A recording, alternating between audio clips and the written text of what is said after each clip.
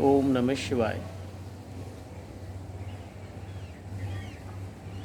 आज एक ऐसे विषय पे मैं आपसे बात करने वाला हूँ जो लगभग लगभग हर साधक की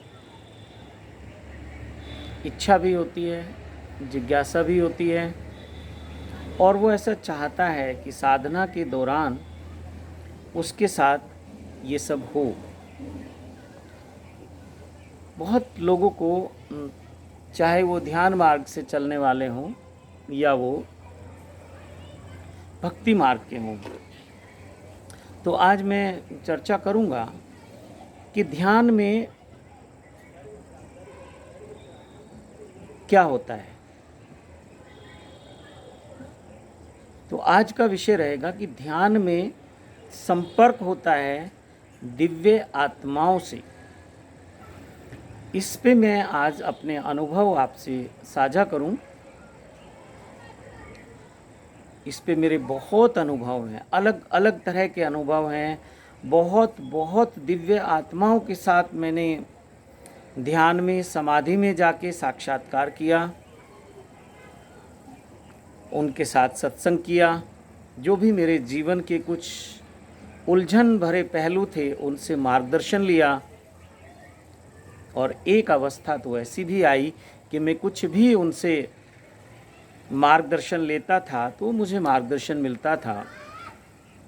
और धीरे धीरे फिर इसको एक विज्ञान के रूप में विकसित किया गया। मैंने इसको एक टेक्निक के रूप में बनाया और अब जब चाहूँ, मैं जिसके लिए चाहूँ उनसे कुछ भी पूछ सकता हूँ।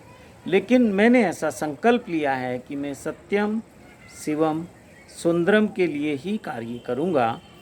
तो जो लोग सत्यम शिवम सुंदरम के लिए कार्य करना चाहते हैं, ध्यान साधना करना चाहते हैं, तो उनको सिखाया जा सकता है, उनको समझाया जा सकता है। उनके लिए देव आत्माओं से, देव आत्मा कहने से ऐसा लगता है वो स्वर्ग में रहने वाली, उन दिव्य आत्माओं से, उन दिव्य संतों से, उन संत आत्माओं से मार्गदर्शन लिया जा सकता है, किसी के लिए भी। तो इससे पहले मैं बात को आगे करूं, अपने किसी अनुभव को आपसे साझा करूं, कुछ जानकारी आपको दे दूं। हमारे YouTube चैनल जो कि शिव कृपा योग कल्याण गुरु जी के नाम से है,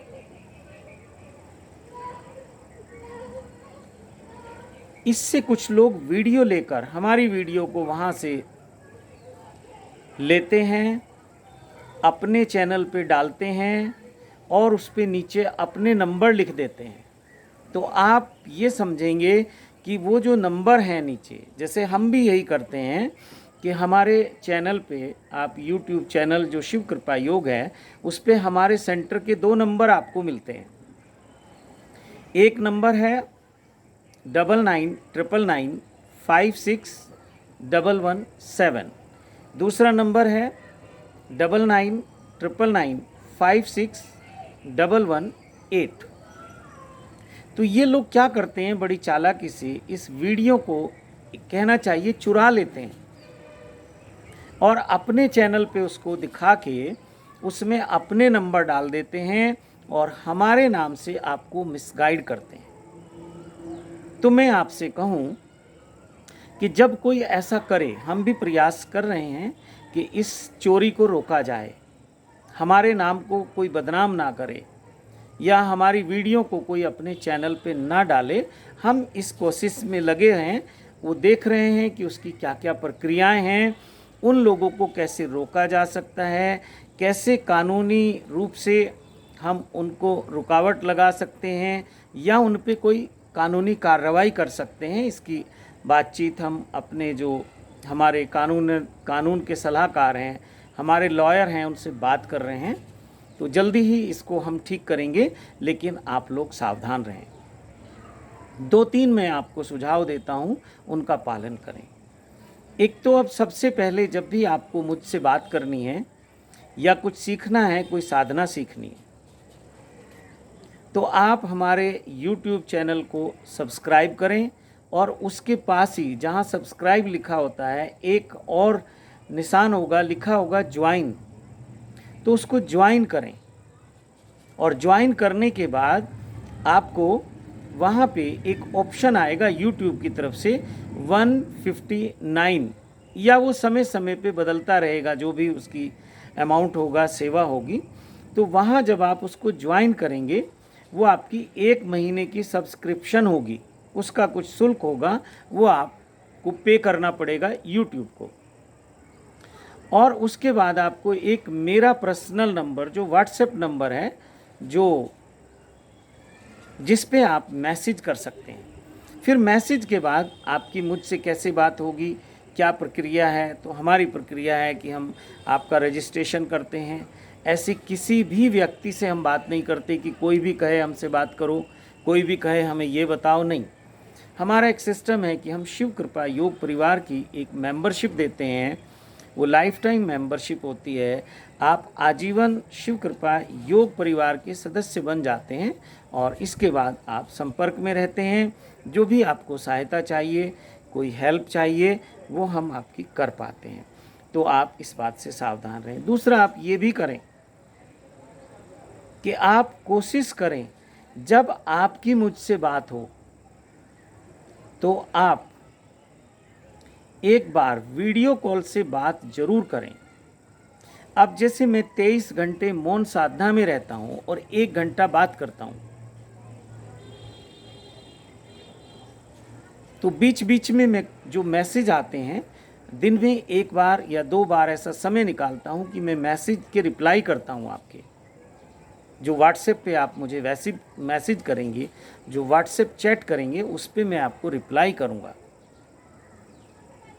वो मेरा डायरेक्ट नंबर है। और कोई जानकारी चाहिए तो मैं खुद आपको लिख दूंगा कि for more information contact my centre number. Centre के नंबर मैंने आपको बता दिए हैं। तो उस समय भी मैं चाहता हूं, जैसे आपने YouTube पे रजिस्ट्रेशन किया, अपना YouTube की मेंबरशिप ली, उसके बाद आपने व्हाट्सएप नंबर आपको मिला, आपने मैसेज भी किया, तो आप जांच लें, परख लें। तो अगर आप कहेंगे कि मैं वीडियो कॉल के माध्यम से आपको बताऊं कि इस तरफ कौन है, कोई और तो हमारे वीडियो को यूज़ तो नहीं कर रहा है, कोई और उस पर अपने नंबर तो नहीं डाल रहा है, तो आप मुझसे वीडियो कॉल के थ्रू बात कर सकते हैं।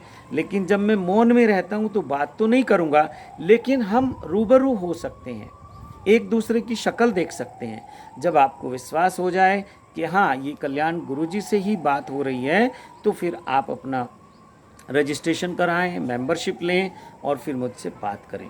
और जो लोग हम पे विश्वास करते हैं, सीधे रजिस्ट्रेशन ले करके मेंबरशिप लेते हैं, तो मैं उनसे भी कहूँगा कि कम से कम फर्स्ट टाइम तो आप एक बार रूबरू जरूर होना है आपको।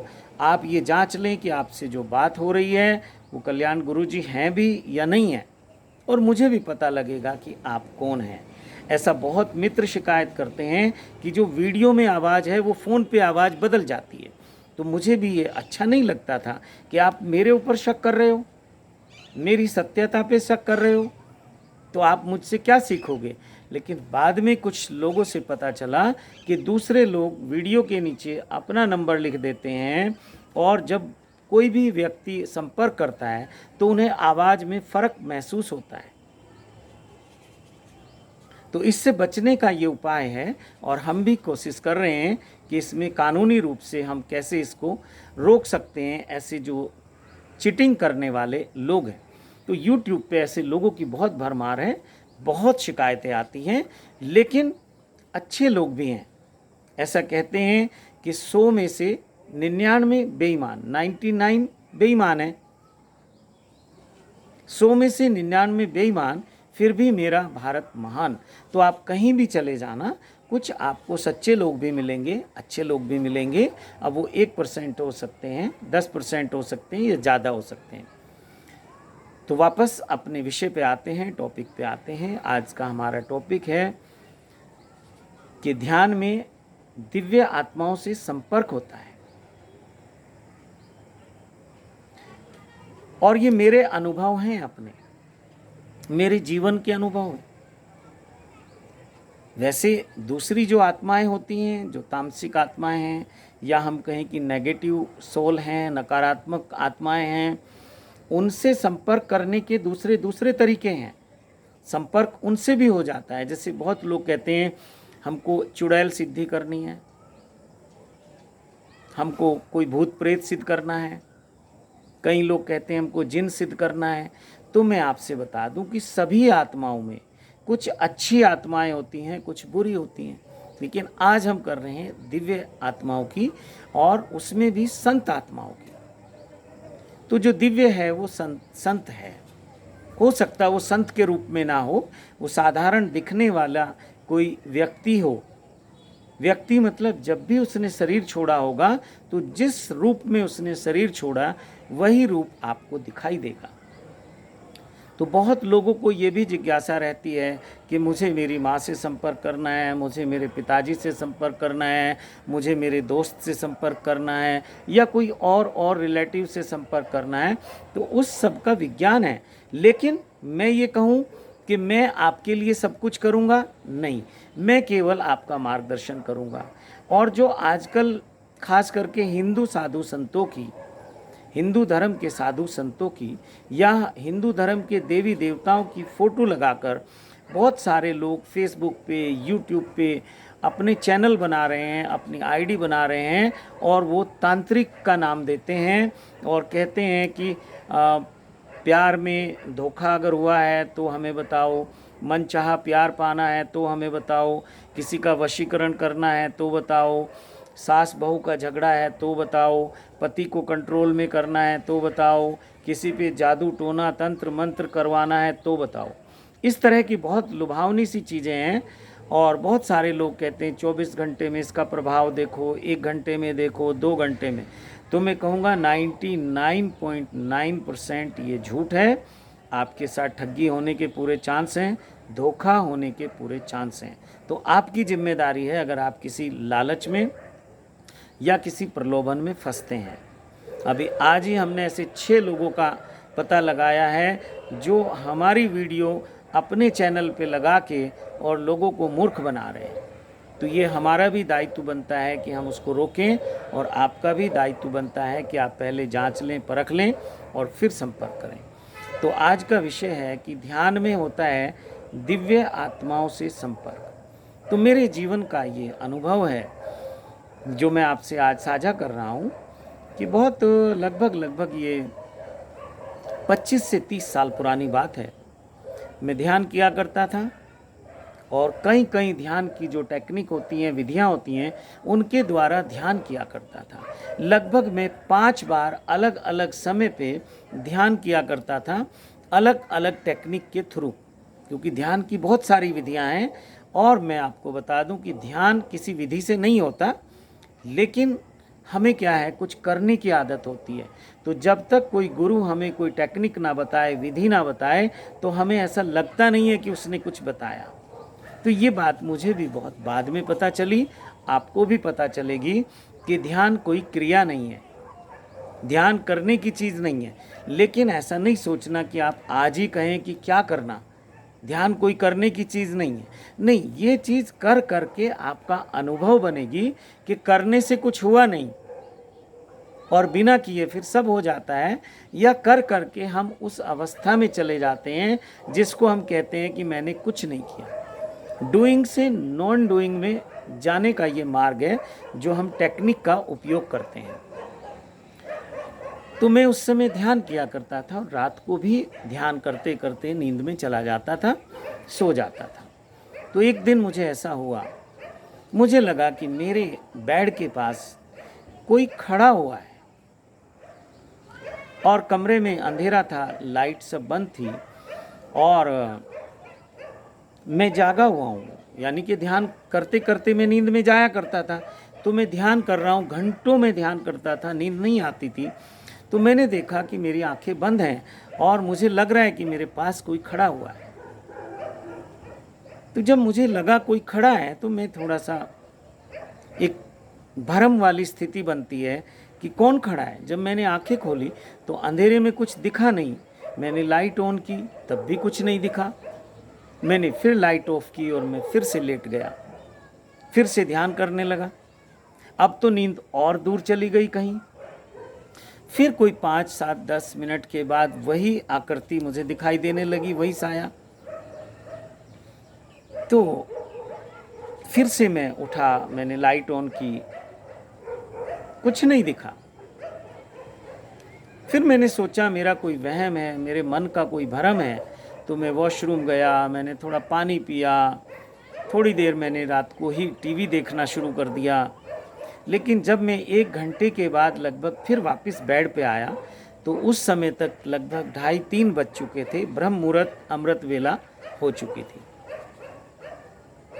तो वो उस दिन वो साया तो फिर मुझे नहीं दिखाई दिया और मैं ध्यान करते करते फिर से अपनी नींद में चला गया। और लेकिन सुबह उठ के मुझे कुछ ऐसा लग रहा था कि आज कुछ विशेष हुआ है, आज कोई विशेष अनुभव है मेरे रात का। किसी से कोई चर्चा नहीं हुई, कुछ नहीं हुआ। तो मैंने कहीं ये पढ़ा था किसी पुस्तक में, किसी संत ने कहा था कि अगर आपको ऐसा कोई अनुभव हो अशरीरी आत्माओं का तो उसकी 2 पहचान है। अगर आपको डर लगता है तो आप समझना वो नकारात्मक कोई शक्ति है, नकारात्मक कोई सोल है, नेगेटिव सोल है। और अगर आपको डर नहीं लगता तो समझना कि वो कोई सकारात्मक शक्ति है, कोई पॉजिटिव सोल है, आपकी सहायता करना चाहती है, आपको कोई मार्गदर्शन देना चाहती है या कुछ आपका शुभ चाहती है। तो मैंने भी सुबह जब दिन भर इसका चिंतन चलता रहा तो मैंने देखा कि रात को मुझे कोई डर तो नहीं लगा, लेकिन एक अनजाना सा कुछ, भय भी नहीं कह सकते, शब्दों में मैं उसको नहीं कह सकता, आप समझ सकते हैं अगर किसी के साथ ऐसा अनुभव हुआ है। तो मैंने देखा कि डर भी नहीं लगा, पर फिर भी एक ऐसी जिज्ञासा थी कि कौन था। कोई भूत प्रेत था, कोई देवी देवता था, कोई संत महात्मा, कोई महापुरुष थे, क्योंकि ध्यान साधना किया करता था, आध्यात्मिक जीवन बहुत बचपन से था और संतों के बहुत सारे उनकी जीवनचर्याएं पढ़ता था, ऑटोबायोग्राफी पढ़ता था, संतों के बारे में जानने की बहुत जिज्ञासाएं थी। तो वैसा ही दर्शन था। तो खैर बात, दिन भर व्यस्त रहे अपने कार्य में। रात को फिर जब हम, आज थोड़ा सा मैं जागरूक था बिस्तर पे जाने से पहले, तो मैंने वही जैसे प्रतिदिन की तरह अपना स्नान किया और मैं एक निश्चित एक ड्रेस होती थी मेरी वाइट कलर की, उसका उपयोग करता था रात में सोने के लिए। वो कुर्ता पजामा होता था, ढीला ढाला सा। तो मैंने फिर अपनी ड्रेस पहनी और बैठ के ध्यान किया काफ़ी देर। और परिस्थितियाँ ऐसी थी कि एक ही बेडरूम था और उस एक बेडरूम में हम 4 लोग रहते थे, यानी कि एक ही बेड पे, एक मैं रहता था और मेरी पत्नी उस पे होती थी और 2 बच्चे उस बेड पे होते थे, यानी कि छोटा सा परिवार एक बेड के ऊपर सो जाते थे।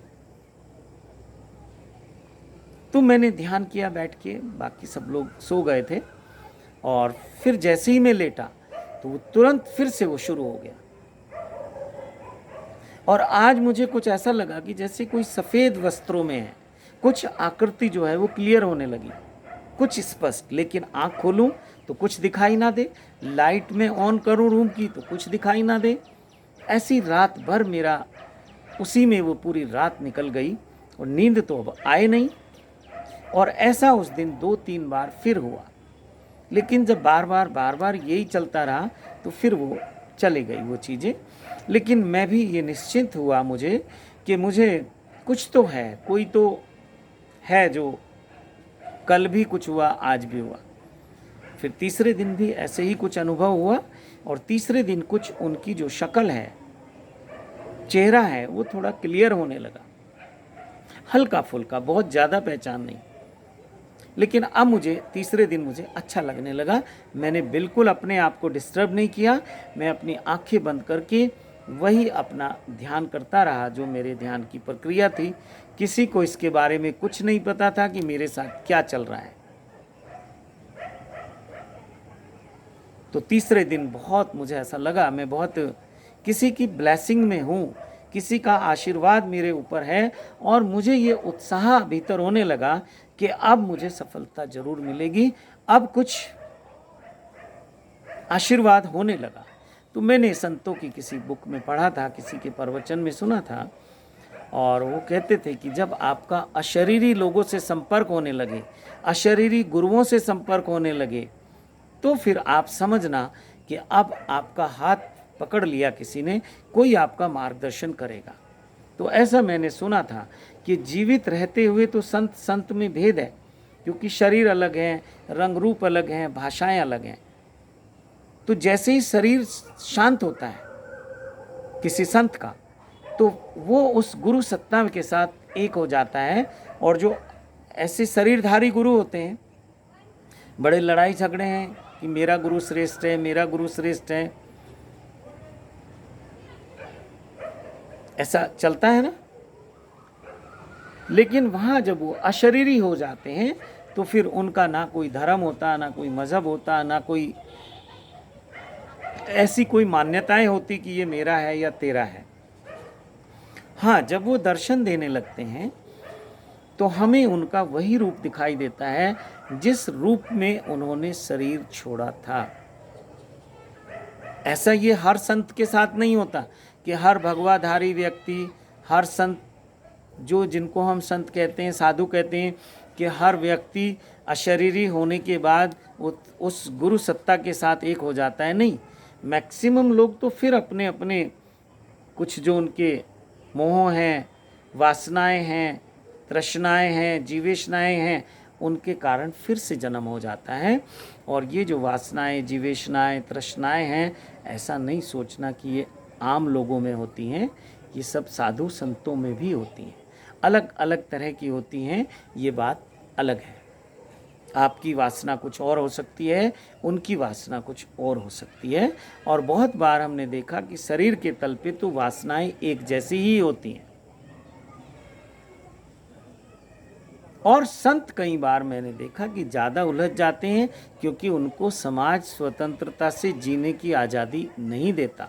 तो वासनाएं उनके भीतर भी होती हैं, लेकिन वो उन वासनाओं को छुप छुप के पूरा करते हैं, और उनके भीतर एक अपराध बोध आ जाता है। आप उन वासनाओं से, कामनाओं से मुक्त हो सकते हैं, लेकिन उनकी मुक्ति का जो मार्ग है लगभग लगभग बंद हो जाता है। और मुक्ति केवल साधना से हो सकती है, और साधना उनकी धीरे धीरे धीरे धीरे गौण हो जाती है। बहुत सारे ऐसे मिशन हैं, बहुत सारे संत महात्मा हैं जिनको मैं जानता हूँ कि वो बहुत उच्च कोटि के साधक भी हैं, संत भी हैं। लेकिन बहुत सारे ऐसे लोगों को भी मैं जानता हूँ कि वो देखने में संत लगेंगे और उनकी वेशभूषा संतों जैसी है, साधुओं जैसी है, लेकिन उनकी दिनचर्या में कोई ऐसा कार्य वो नहीं करते कि वो साधना करें, ध्यान करें, जप तप अनुष्ठान करें। अगर कुछ करते भी हैं तो वो एक यांत्रिक प्रक्रियाएं उनकी हो जाती हैं, इंस्ट्रूमेंटल हो जाता है। तो मैं जब तीसरा दिन मेरा गुजरा तो मुझे अच्छा अनुभव होने लगा, और अब चौथे दिन जो है मैं मेंटली उसके लिए प्रिपेयर था, और मुझे ऐसा लग रहा था कि कब रात आएगी और कब मैं बिस्तर पे जाऊंगा और फिर से ये प्रक्रिया शुरू हो जाए। लेकिन ये प्रक्रिया लगभग 2-2:30 बजे शुरू होती थी। शुरुआत में तो ये मुझे ऐसा लगा कि समय रहा होगा 11, साढ़े 11, 12 बजे रात का, लेकिन धीरे धीरे ये समय जो है लेट होता चला गया। शायद ये इसलिए हुआ कि शुरुआत के दिनों में मैं जल्दी सो जाता था, और जब ये मुझे कुछ दर्शन होने लगा, मेरी जिज्ञासाएं बढ़ने लगी, तो मुझे फिर उसका इंतज़ार रहने लगा। तो ये समय फिर लगभग 2:30, 3 बजे, 3:30 बजे, 4 बजे का होने लगा। और उसमें फिर मुझे ऐसा लगा चौथे 5वें दिन जाकर, क्योंकि ये अब रोज़ का क्रम हो गया था, कि वो कई लोग हैं। ऐसी मैं संख्या तो नहीं कहूँगा 2 थे, 3 थे, 4 थे, लेकिन कई लोगों का आभास होने लगा। और फिर ये क्रम धीरे धीरे और बढ़ने लगा।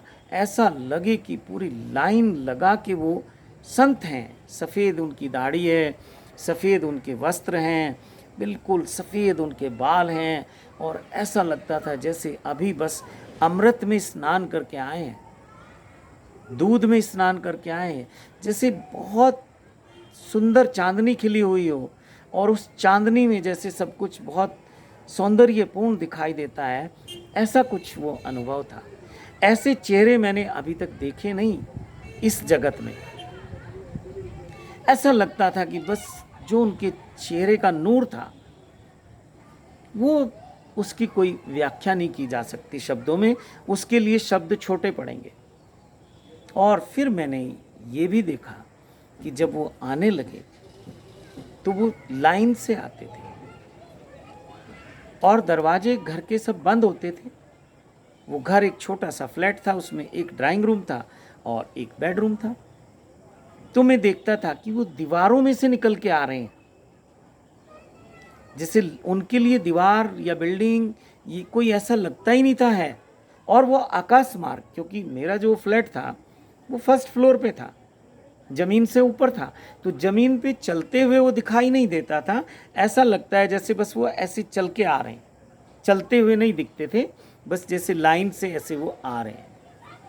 जैसे मैं कहूँ कि पक्षी जैसे उड़ते थे, नहीं, वो उड़ते हुए भी नहीं दिखते थे, लेकिन वो बस, कैसे मैं आपको समझाऊं तो आप समझिए। तो वो दीवार के भीतर से मैं उनको आते हुए देखता था। बड़ा अद्भुत, वो रोमांचकारी जीवन में मेरे अनुभव था। इससे पहले कोई ऐसे अनुभव हुए नहीं थे, सुने बहुत थे, पढ़े भी थे बहुत थे। तो एक कुछ उनसे फिर मेरा इंट्यूशन के थ्रू सत्संग शुरू हुआ, क्वेश्चन आंसर शुरू हुए, मेरी कुछ जिज्ञासाओं का समाधान होने लगा और धीरे धीरे मुझे मार्गदर्शन मिलने लगा।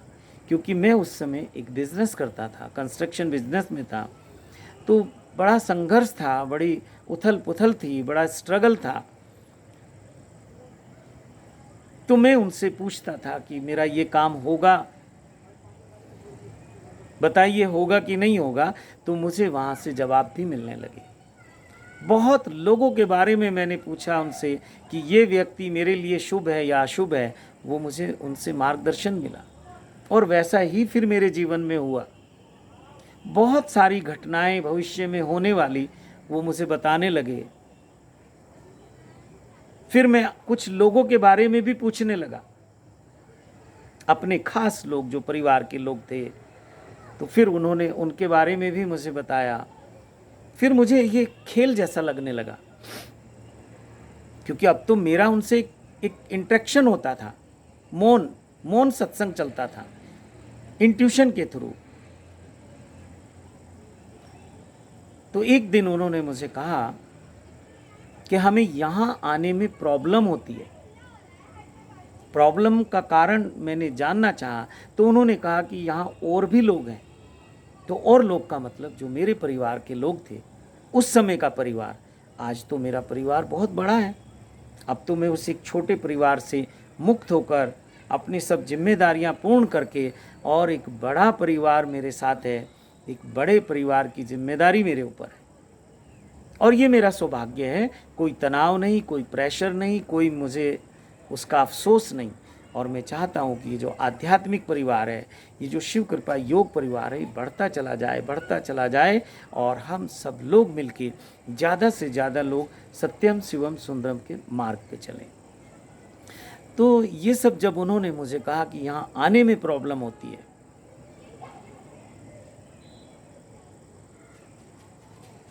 तो ये चर्चा मैंने सुबह अपने परिवार से की, अपनी पत्नी से की। मैंने कहा कि मुझे साधना के लिए थोड़ा अलग रहना होगा। तो वहीं पास में लगभग 250-300 मीटर या 400 मीटर की दूरी पे मेरा एक और फ्लैट था, वो मेरा बिज़नेस ऑफिस भी था। फ्रंट जो मेरा रूम था, कहना चाहिए वो बिज़नेस ऑफिस था, और जो उसका बैक रूम था वो मेरा मेडिटेशन रूम था। तो मैं वहीं पे ध्यान किया करता था, सुबह चला जाता था और रात को फिर अपने घर पे आया करता था। लेकिन अब रात को भी मैंने रात को खाना वगैरह खा के और सबको प्रणाम करके फिर मैं अपने उसी कुटिया में चला जाता था, जो मेरा बिजनेस ऑफिस भी था और मेरा आध्यात्मिक, कहना चाहिए मेरा ध्यान कक्ष भी था वो। तो मेरी दोनों दुनिया वहाँ से चलती थी, सांसारिक भी और आध्यात्मिक भी, और बड़ी सुंदर चलती थी। तो इस तरह से सब ने कहा कि ठीक है, जबकि ये परमिशन मिलना, उनकी ऐसा उनका कोऑपरेट करना बहुत मुश्किल था, क्योंकि वो जो 2 बच्चों की जिम्मेदारी परमात्मा ने मुझे दी, वो बहुत छोटे थे उस समय, बहुत ज़्यादा मेरी उम्र नहीं थी, और ऐसा इससे पहले कोई अनुभव नहीं था कि मैं परिवार से दूर रहा हूँ या साधना के लिए कहीं दूर जाना चाहता था। हाँ, कभी कभी साधना के लिए 3 दिन, 5 दिन, 10 दिन के लिए जाता था, तो इतना तो तैयारी थी, तो शायद वही काम आई, या उन दिव्य आत्माओं का ये आशीर्वाद रहा कि मेरे एक बार कहने के बाद भी किसी ने मुझे ना नहीं कहा। तो दूसरे दिन से मैंने अपना वहाँ रात्रि भी वहीं ध्यान, साधना, या मैं कहूँ विश्राम, वो सब वहीं शुरू हो गया। तो इसके आगे की चर्चा मैं दूसरी वीडियो में आपसे करूँगा, और ऐसे मेरे पास काफ़ी अनुभव हैं, वो सब मैं आपको बताऊँगा, ताकि आपको मोटिवेशन मिले और ध्यान साधना के प्रति आपकी जिज्ञासा बढ़े, क्योंकि आप यही चाहते हो कि हमारे जीवन में भी ऐसा कुछ मार्गदर्शन मिले, क्योंकि शरीरधारी गुरु की अपनी कुछ लिमिट है। अब जैसे मैं 23 घंटे मौन साधना में रहता हूँ, 1 घंटा लोगों से बात करता हूँ। जिस दिन मैं बात नहीं करता हूँ, उस दिन मैं आपके लिए वीडियो तैयार करता हूँ। कई बार एक ही दिन में 2 वीडियो, 3 वीडियो भी तैयार करता हूँ, क्योंकि फिर 2-3 दिन, 4 दिन में बात करता हूँ, तो एक दिन में 4-5 लोगों से बात कर पाता हूँ। तो इसलिए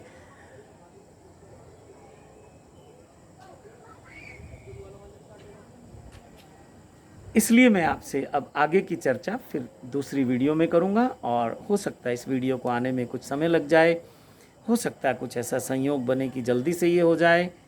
तो ठीक है, मैं अपनी वाणी को विराम देता हूँ। एक बार फिर कह दूँ कि YouTube के माध्यम से बहुत चीटिंग है, ठगी है, धोखाधड़ी है, सावधान रहिएगा। लोग क्या करते हैं उससे मुझे मतलब नहीं है। मेरे नाम पे आपसे कोई ठगी हो जाए, चीटिंग हो जाए, मुझे अच्छा नहीं लगेगा। हालांकि मेरा कोई दोष नहीं है उसमें, आप इस बात को मुझसे शिकायत नहीं कर पाएंगे, लेकिन मेरे नाम पे होगा और आपके साथ होगा तो मुझे अफसोस होगा। और महीने में, अभी तो व्यवस्था थोड़ी सी ठीक नहीं है, लॉकडाउन का समय है, तो महीने में 2 बार मैं रूबरू आपसे मिलता हूँ। वो नीलकंठ महादेव मंदिर हिमालय परिसर में मेरी कुटिया है, तो वहाँ हर पूर्णिमा और अमावस्या को हम मिलते हैं। लेकिन वहाँ बहुत लोगों को मैं नहीं बुलाता हूँ, केवल 5 से 10 लोगों को वहाँ मिलने की एक सुविधा दी जाती है, और वो भी जो हमारे शिव कृपा योग परिवार के सदस्य हैं, उनके लिए ही ये सुविधा रहती है। तो इसलिए अगर आप मुझसे मिलना भी चाहें, रूबरू होना चाहें, तो हम वहाँ आके आप मिल सकते हैं। अगर आप वीडियो कॉल से भी मुझसे बात करना चाहेंगे तो मैं करूँगा। यानी कि आपको जैसे भी विश्वास होता हो, हम आपको विश्वास दिलाने की कोशिश करेंगे, और ये कभी नहीं चाहेंगे कि शिव कृपा योग के नाम से, कल्याण गुरु जी के नाम से कोई आपको धोखा दे, या आप किसी गलत व्यक्ति के चंगुल में फंस जाए। और मैं बिल्कुल ये दावा नहीं करता हूँ जो वो लोग करते हैं। हाँ, मैं ये ज़रूर कहता हूँ कि आप साधना से वो सब कुछ पा सकते हैं जो आप पाना चाहते हैं। इसी के साथ अपनी वाणी को विराम देता हूँ। आप सबको बहुत बहुत शुभकामनाएं देता हूँ। मेरे महादेव के और महादेवी के कोटि कोटि आशीर्वाद आपको देता हूँ। आप सबको बहुत बहुत प्रणाम करता हूँ। ओम नमः शिवाय, ओम नमः शिवाय, ओम नमः शिवाय।